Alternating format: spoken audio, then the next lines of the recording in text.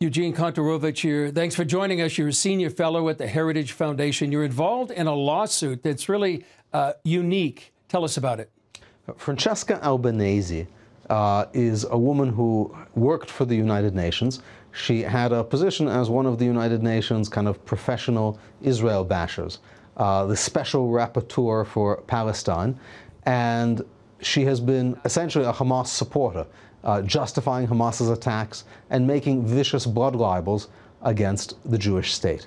But now she's gone further, and she's started defaming American companies and American NGOs, American organizations, accusing them of genocide for merely being involved with the state of Israel. Now, that's legally baseless, but it's also defamatory. And our clients are two Christian charities who have a faith-based mission of helping the Jewish people in the Holy Land. And for that work, she accused them of being accessories to genocide, threatened them with a whole bunch of scary consequences, including criminal prosecutions, and that is defamation. And for that, you can be sued in the United States, and we are helping them, in fact, sue her. Now, she is not actually a United Nations official anymore because she was reappointed to her position in a manner that has been deemed improper. And the United States, this is the most amazing part, sanctioned her a few weeks ago for working with the International Criminal Court against Israel. So she has been sanctioned by the United States. So her property is frozen in the United States. She can't travel to the United States.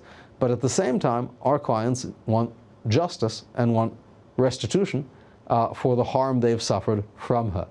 What is the message that she's done to these two organizations? What message does that send?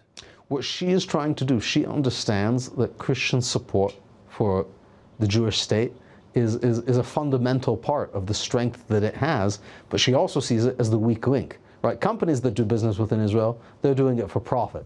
She thinks these Christian charities, they're not making money off it.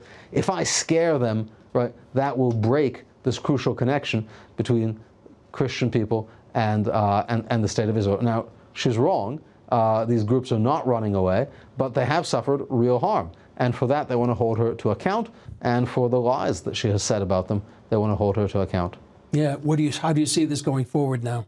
So she is almost certainly going to say, as a UN official, I have immunity. So that's part of the problem with the United Nations. They think they can do anything they want because they claim to have even more immunity from lawsuits than the President of the United States.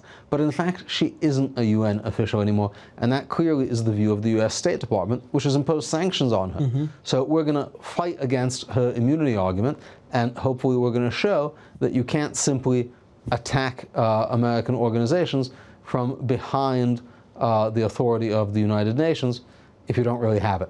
Is this one example of what may be a growing trend of trying to disrupt this relationship between evangelical organizations and the state of Israel?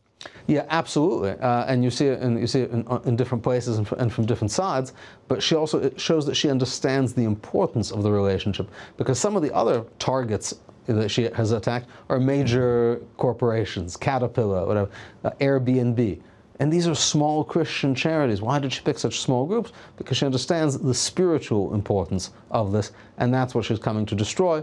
They're fighting back. Are there other groups doing the same thing or thinking of the same thing? She only named two Christian groups. Both of them are suing. But of course, we would be delighted if some of the other companies that were named would also join. Yeah. Final thoughts. What's at stake here? Part of the problem with the United Nations is there's no accountability for them. And in her case, she's not even part of the United Nations, but she's trying to use it as a shield. We need to begin showing that you cannot simply hoist the blue flag and commit any kind of violation you want. That's the message here. Eugene, thanks so much for joining us. My pleasure, Chris.